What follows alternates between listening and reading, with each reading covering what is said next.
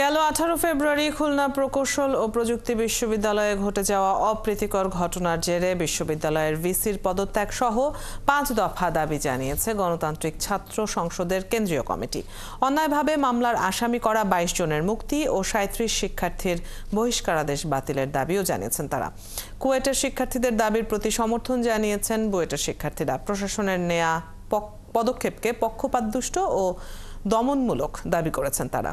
আরো জানাচ্ছেন ফরহাদ ইবনে মালিক। গেল 18 ফেব্রুয়ারি খুলনা প্রকৌশল ও প্রযুক্তি বিশ্ববিদ্যালয়ে ছাত্র রাজনীতি বন্ধের দাবিকে কেন্দ্র করে সংঘর্ষে আহত হন অনেকে। পরে বিশ্ববিদ্যালয়ের হল বন্ধ ঘোষণা করে অজ্ঞাতনামা প্রায় 400 জনকে আসামি করে মামলা করে কর্তৃপক্ষ।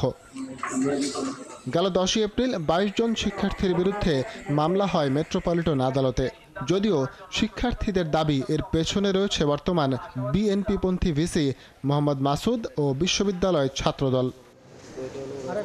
দুপুরে ঢাকা বিশ্ববিদ্যালয়ের মথুর ক্যান্টিনে এক সংবাদ সম্মেলনে কুয়েটের ভিসির অপসারণ সহ 5 দফা দাবি জানায় গণতান্ত্রিক ছাত্র সংসদ।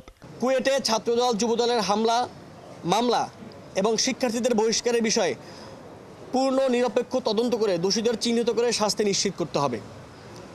দাবি 2, আগামী 24 ঘন্টার মধ্যে শিক্ষার্থীদের নামে মামলা এবং বহিষ্কার আদেশ প্রত্যাহার করতে হবে। দাবি 3, কুয়েটের ভিসি ডক্টর মোহাম্মদ মাসুদকে আগামী 24 ঘন্টার মধ্যে পদত্যাগ করতে হবে।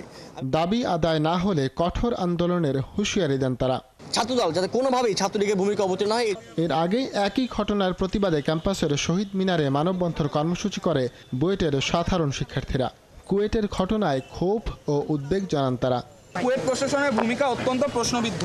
আমরা স্পষ্ট করে বলতে চাই, এই প্রক্রিয়াটি কুয়েট প্রশাসন ও তদন্ত কমিটির নিষ্ক্রিয়তা, ব্যর্থতা ও পক্ষপাতিত্বের প্রতিফলন।